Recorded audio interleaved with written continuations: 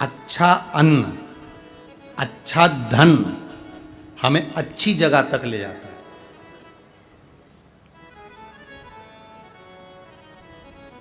कभी कभी किसी के पांव की चप्पल पड़ी हुई थी, तुम्हारी चली गई मंदिर में से, तुम दूसरे की पहन गए।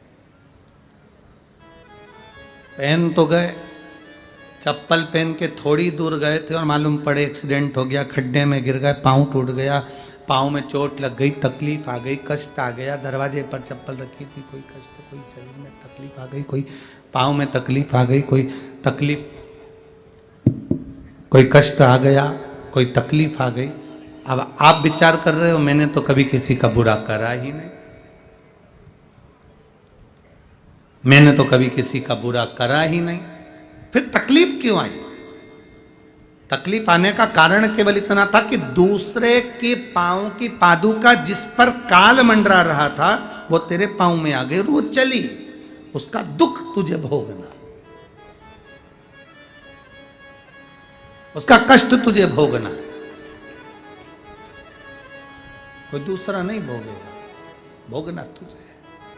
शिव महापुराण की कथा कहती है 3 चीजों से दूर रहना, दूसरे की 3 चीजें हमारे पास नहीं आना चाहिए। एक पांव की चप्पल जूता, दूसरे नंबर पर छाता, तीसरे नंबर पर मांग का टीका। ये 3 चीजों से थोड़ी सी दूरी बनाकर चलना, इन 3 चीजों से थोड़ी सी। किसी के पांव की चप्पल हमारे पांव में ना आए, किसी के पांव की पादुका, किसी का जूता चप्पल हमारे पास ना आए, इसका स्मरण रखें।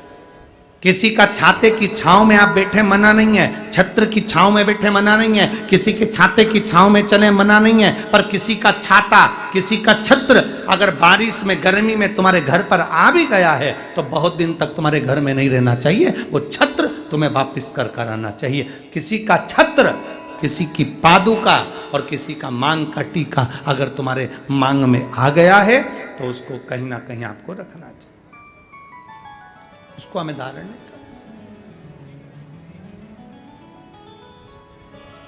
अच्छा, आपके स्मरण में है एक बात, यहां होता है कि नहीं होता महाराष्ट्र का तो हमको स्मरण नहीं है ऐसा, पर हमारे उधर का हम बता सकते हैं कि जब कोई मरता है, मरने के बाद में जो 12वें के दिन पंडित जी पूजन कराते हैं या 13वें के दिन कराते हैं या 10वें के दिन कराते हैं तो उसमें पद दिया जाता है। पद में छाता भी दिया जाता है, चप्पल भी दी जाती है, आसन भी दिया जाता है, लोटा भी दिया जाता है। इधर देते कि नहीं देते वो हमको नहीं मालूम, बोलो सही है कि गलत? उसमें चप्पल और छाता ये बहुत जरूरी होता है। क्यों? क्योंकि इसमें काल होता है व्यक्ति का, वो काल चला जाए।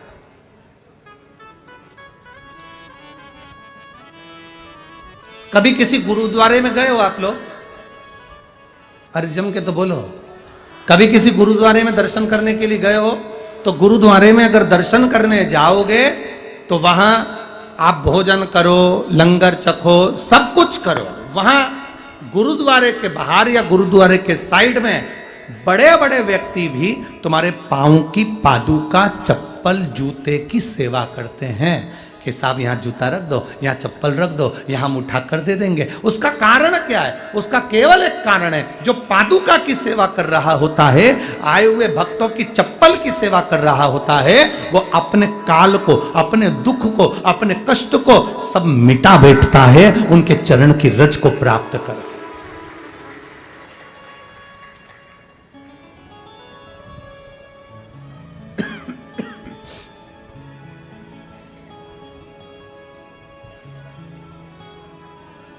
एक छाता, चप्पल, मांग का टीका, ये इसमें काल की समावेशता है, इसमें काल है।